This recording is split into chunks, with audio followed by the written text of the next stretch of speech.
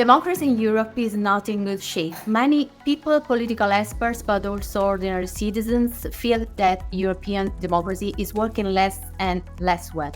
In the most recent European elections, for instance, while there was a relatively high number of European citizens that went to vote, roughly half of those with the right to vote, many voted for parties that are highly skeptical with regard to European integration and in some cases or not democratic authoritarian views.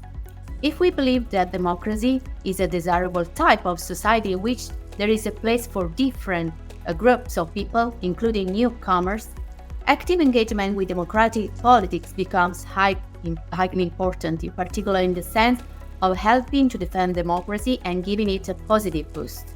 In the context of the EU, there are a number of more general reasons to engage with democracy, for instance, promoting common European values, furthering inclusiveness, and promoting unity in diversity.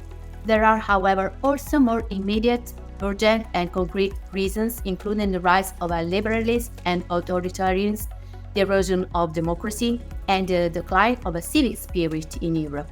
In fact, the European Union has a persistent problem with Euroscepticism and a declining trust in the European project. Many friends of the EU are concerned that the European Union, or better, the European project, is not anymore part of a widely shared consensus. Many European citizens, including young people, seem uninterested in Europe, take its achievements for granted, or are even increasingly critical of the European project.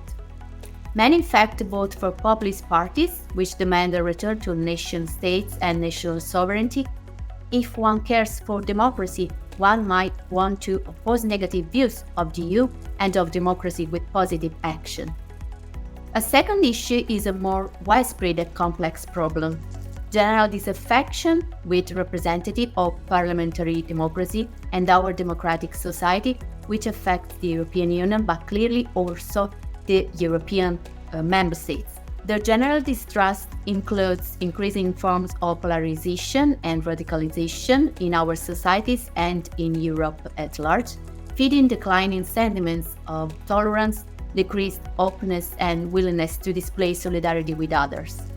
A third issue regards what can be called a decline in civic spirit. People seem increasingly hyper-individualized, hedonistic, navel-staring, or better, iPhone-steering persons, predominantly concerned with their self-interest, their individual capacities to compete, and their employability and marketability. A broader concern for the common goods and feelings of solidarity Europe-wide or even beyond seem largely missing. In this module, we want to first look into forms of civic and political engagement, also in relation to the Erasmus program.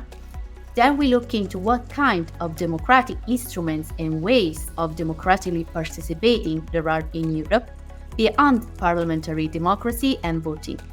This includes forms of so-called direct democracy. But we are also going to look at new, innovative forms of doing democracy, such as citizens' assemblies.